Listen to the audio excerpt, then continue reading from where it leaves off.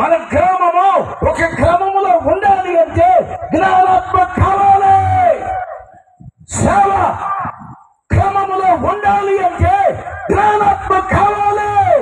కావాలి అంటే ఎవరైతే హెడ్ ఆఫ్ ద డిపార్ట్మెంట్ ఉన్నారో ఆ డిపార్ట్మెంట్, ఆ వ్యక్తి, ఆ పర్సన్, ఒకవేళ కుటుంబానికి భర్త యజమానుడు అవ్వచ్చు, ఒకవేళ కుటుంబానికి తల్లి యజమానురాలు అవ్వచ్చు. భర్త చనిపోతే ఎవరైనా సరే నువ్వు కలిగి ఉండాల్సిందే దేవుని జ్ఞానాత్మను కలిగి ఉండాలి. స్తోత్ర.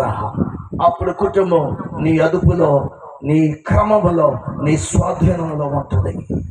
ఏం సంపాదించుకున్నాడు మోషే?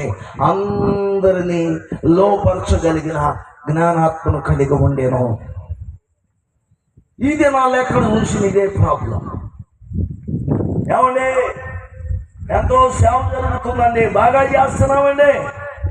ఏం చేస్తాండి? సంఘం రబరబ పచ్చగా కొమ్మలు, రెమ్మలు, పువ్వులు, కాయలు అట్లా ఉందండి. ఎంతలోనే అదిగోండి